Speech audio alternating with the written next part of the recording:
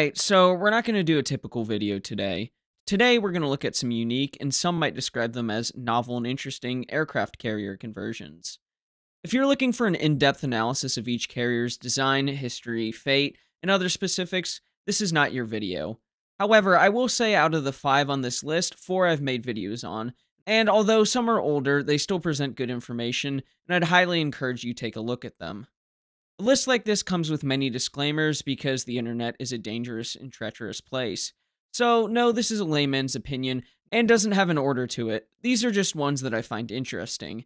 And because I haven't said it in a while, I'm not a historian and I've never claimed to be one, I do my best to select sources, of which a majority are secondary sources, and therefore I use my best judgment to sift through the information they present. I will always try my best to give you all factual information, and with that being said, let's get into the video. First up on my list is HMS Eagle. Again, this is in no particular order. Eagle started life as a Chilean dreadnought battleship, the Almirante Cochrane, with her sister, the Almirante Latorre. These Chilean battleships were part of the South American Dreadnought Race, as Brazil, Argentina, and Chile all competed for naval supremacy on that continent. Powerfully armed with 10 14-inch guns, 16 6-inch guns, and a top speed of between 23 and 24 knots, the ships would easily be able to compete with any other dreadnought the South American powers could purchase. As the Great War came in August 1914, the Almirante Latorre was near completion, while the Almirante Cochrane was nowhere near there. As you see, the Brazilian Rio de Janeiro, now Sultan Osman I, soon to be Agincourt, had occupied Armstrong's second set of stocks, and therefore Almirante Cochrane had not been laid down until February 1913. Nevertheless, in August 1914, both Almirante Latorre and the incomplete Almirante Cochrane were both seized by the British as part of a plan to expropriate all warships building for foreign powers, and the Chilean pair fell into this category. HMS Canada, as the Almirante Latorre soon became known, was approved for a quick completion and saw service throughout the Great War, being repurchased by the Chilean government in April 1920. However, the Almirante Cochrane remained in a state of suspension until purchased by the Admiralty in 1918 for completion as an aircraft carrier. She was launched as Eagle on June 8, 1918, but work on her was suspended again while the design was overhauled in light of trials with Furious and Argus. In November of 1919, board approval was given to complete her to a limited extent for flying trials to test her capabilities as a carrier, along with other ideas like the validity of the starboard-side island arrangement. On her first trial, she was incomplete, without armament or four-funnel, tripod, or masts. In these trials, 143 landings were made with only 12 minor incidents and no casualties. The trials were completed on October 27, 1920, turning out to only be a qualified success, with modifications greatly increasing her all-around value. Following the trial's completion, she was sent eventually to Portsmouth Dockyard on February 21, 1921, for completion of the new design. The basic battleship hull was retained, with anti-torpedo bulges added below the waterline. The original armor belt of 9 inches was replaced by a 4.5-inch thick one to protect the machinery and magazine spaces against fire from cruisers and destroyers. The original 3-inch armor deck was retained, and the original forecastle became the main strength deck upon which the 1,000-ton hangar was placed. The flight deck was formed by 1-inch plates supported by girders. The flight deck was built in such a way that the forward end of the flight deck fared into the forecastle by plating, helping to improve airflow over the deck, as well as the rounded end, forming the after part of the flight deck to smooth airflow immediately after the hull, where the aircraft would approach at low speeds. Certainly, one of Eagle's most distinctive features was her island on the starboard side of the flight deck amidships, containing the compass platform, flying control, intelligence office, and ready rooms for aircrew, as well as 2 funnels where the ducting came from the 4 boiler rooms horizontally across the ship from below the hangar deck. Until the Invincible class from 1980, Eagle was the only British aircraft carrier to have 2 funnels. The hangar was serviced by 2 lifts to the flight deck, with the forward one shaped to allow aircraft to be struck down with their wings spread. Unlike earlier conversions, Eagle did not have a quarterdeck capable of operating seaplanes with access from an after opening in the hangar. Instead, she was fitted with a large crane aft of the island. The crane had a secondary use, lifting aircraft from the dockside onto the ship when they were not flown aboard. Eagle went through several different changes throughout her career, which include equipment changes and anti-aircraft upgrades, along with other such things. Eagle, unfortunately, did not see the end of the Second World War, as she was sunk in August 1942 while helping in Operation Pedestal, taking around 160 men down with her. Eagle's conversion from a Chilean battleship, some of her innovations like the island structure, and her eventual career are some of the reasons why I picked her for the list. Watch my video on her for her full history, link in the description.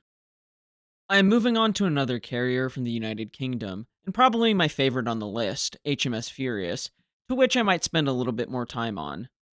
To not beat a dead horse, because I've talked about Admiral Fisher's Baltic project and his large light cruisers at length in other videos, but as a brief refresher, Furious and her two half-sisters, Courageous and Glorious, were not originally planned as aircraft carriers, but instead overgun cruisers, baby battle cruisers if you will, with Courageous and Glorious carrying twin 15-inch turrets, while Furious carried two single 18-inch guns, with her overall layout being fairly similar to the Courageous class.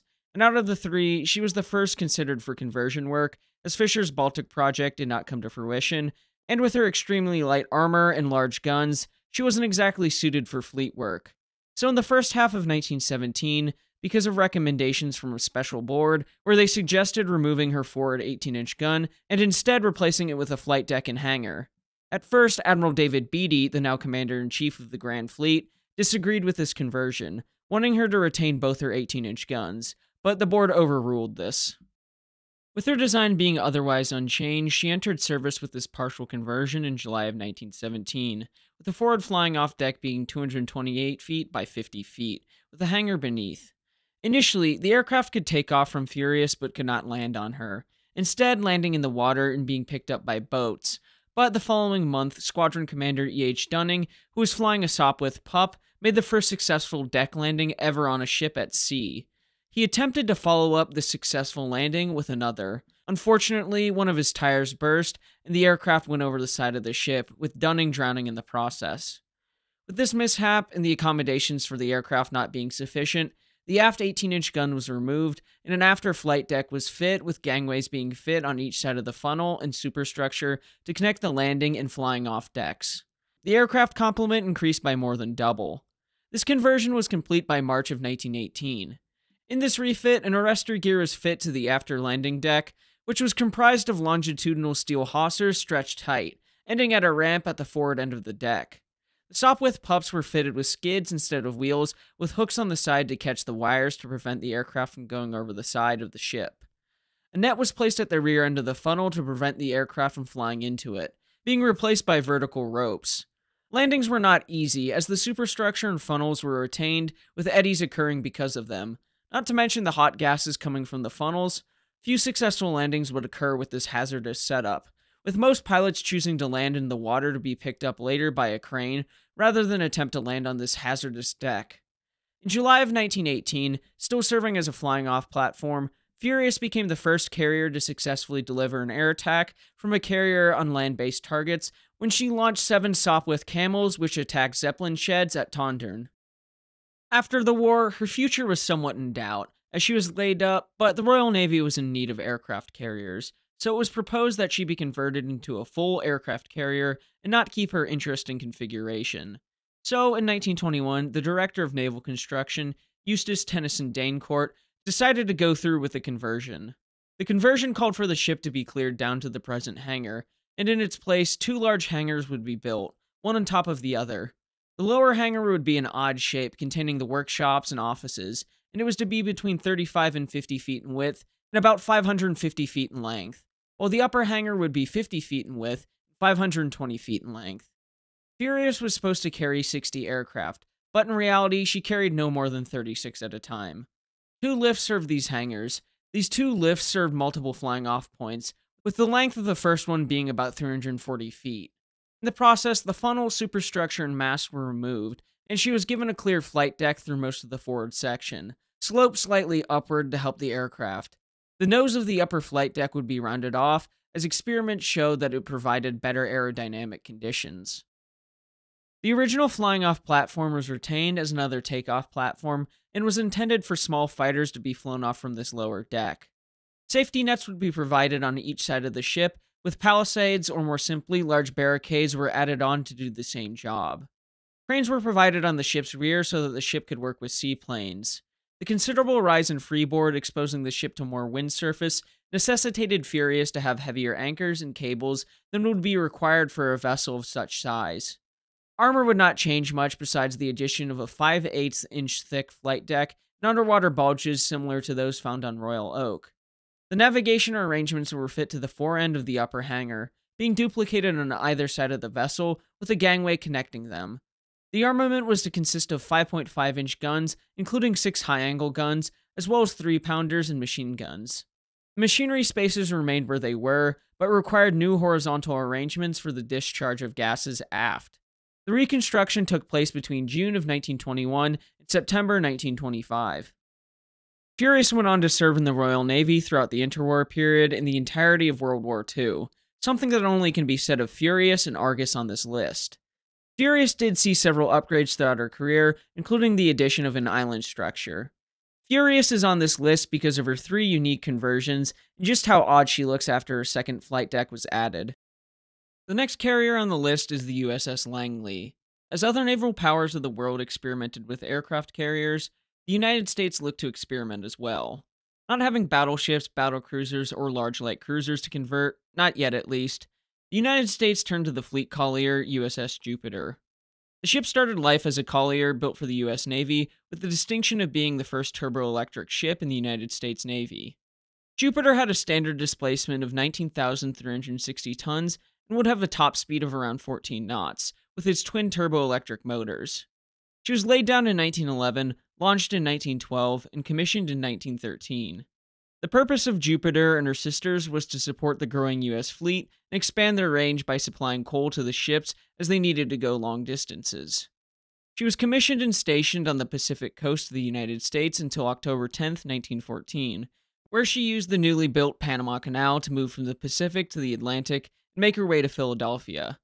Before World War I, she was attached to the Auxiliary Division of the Atlantic Fleet and cruised around in the Gulf of Mexico. When the United States joined the war, she was assigned to the Naval Overseas Transport Service. She was to transport coal as well as transporting soldiers from the United States to the European theater of war. Foreshadowing her future career as Langley, she transported a naval aviation detachment to the UK. After the war, she first stopped off in Norfolk in August 1919, where she was transferred to the West Coast, but then was recalled because of her conversion to an aircraft carrier had been approved. Being a collier made her pretty well suited for the task of being converted into an aircraft carrier. With its large hold for coal, which could be easily adapted into a hangar, although the main hangar was open air. A new flight deck was built on top of the ship. The ship had 1 elevator and 1 catapult. Another feature that was similar to contemporaries like the Japanese Hosho or Furious, her bridge was put at the front of the ship. Now, her armament consisted of 4 5-inch or 127mm guns, and her aircraft complement was about 36. Due to public apprehension about new warship construction and the ambiguity of the unsigned Washington Naval Treaty, she was not recommissioned until 1922, with the Washington Naval Treaty providing for experimental aircraft carriers like Langley. In October 1922, Langley launched her first aircraft from her deck. Although not the first time in the world that a plane had been launched from an aircraft carrier, it was the first time for the United States Navy, which meant that the dawn of the carrier was born for the United States Navy. Langley spent 1923 doing public exhibitions and fleet exercises, with much of the same for 1924 except for spending the summer in Norfolk doing repairs and alterations, then transferring to the West Coast to join the Pacific Battle Fleet in San Diego. By 1927, Langley had a regular schedule of operating from Guantanamo Bay Naval Base and alternating between there and Hawaii for fleet exercises, which was her career until 1936, wherein she was converted into a seaplane tender as she could not compete as a fleet carrier with the much larger ones in service now. Now designated AV-3, Langley spent the rest of her career with this designation, being sunk by Japanese aircraft in February 1942 as she was trying to transport planes to the Dutch East Indies. Langley was critical for aircraft carrier development for the United States. Coupled with her being an interesting ship as a coal collier, it just gives even more reason to put her on the list. HMS Argus is next up on our list, being converted from the hull of an incomplete passenger liner in 1916 and launched to a revised design as an aircraft carrier on December 2, 1917. Like the other early carriers, Argus saw a lot of experimentation with her design and her usage. The original passenger liner hull was kept up to the shelter deck, the commercial machinery was modified, and destroyer-type boilers were substituted with a forced draft to provide sufficient steam for about 20,000 shaft horsepower. Originally, her bridge structure was supposed to be connected over the flight deck, where aircraft came from a rear preparation area to the front of the flight deck and flown off there, with seaplanes tended to by a crane. But Dunning's landing on Furious in 1917 showed that a more advantageous design was necessary, so a new design with a flush flight deck with no island was next thought of, with workshops forward and a hangar further aft, and the roof of the hangar forming the upper strength deck. The funnel uptakes were brought up in such a way that they ran in the open spaces between the hangar and the flight deck. Through annular casings and fans, the gases were funneled under the after flight deck.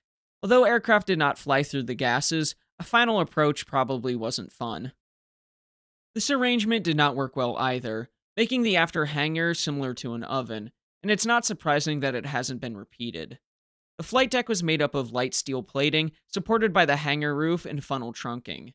The gap between the top of the hangar and the bottom of the deck was about 14.5 feet. Fore and aft retaining wires were made on the steel deck. Before, they relied on friction as the aircraft did not have brakes.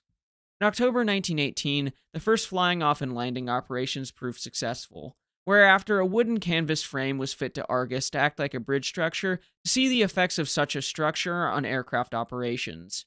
By the end of the trials, Argus proved that an island structure did not affect flight operations. Instead, it enhanced them, giving a pilot an aid in landing, giving them a vertical reference in which they could judge their height and position relative to the ideal landing point, giving the Royal Navy the idea for such structures on Eagle and Hermes.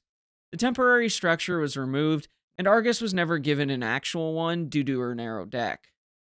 The navigation of the ship was done from either side of the flight deck, eventually like the rebuilt Furious, including a retractable chart house in the center of the flight deck. Originally, the ship was fit with 2 lifts, but one was removed in 1936. A steel roller shutter at the end of the hangar allowed seaplanes to maneuver to the quarterdeck and be lifted into the water by cranes. Like some of the other early aircraft carriers, Argus was not completed with a bulk fuel installation, and fuel was stored in 4,000 2-gallon cans in which they are stored in the hold in the forward part of the hangar.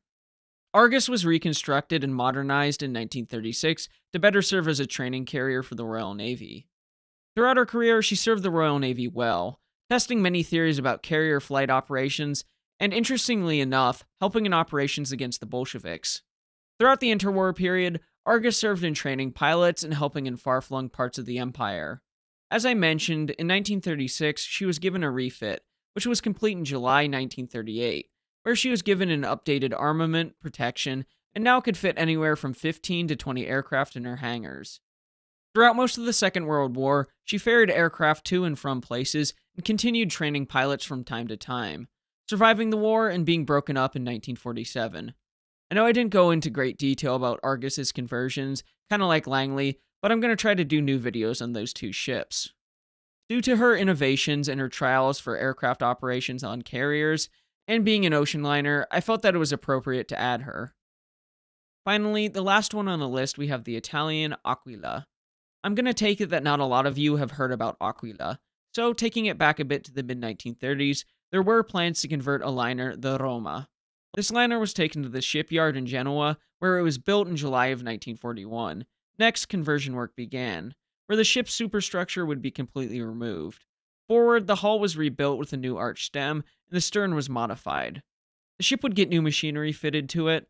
The boilers and shaft-geared turbines came from 2 light cruisers of the Capitani Romani class, of which their production had been suspended the previous June. The still Roma had 8 boilers and 4 shaft-geared turbines with improved underwater lines with a theoretical top speed of around 30 knots, which would have been perfectly fine for the ship to operate with the Regia Marina's most modern vessels and to conduct air operations safely in most weather conditions. It is important to note that the ship was renamed Aquila in early 1942. The flight deck of Aquila extended 590 feet over the ship's bow and extended to about 394 feet over the ship's stern.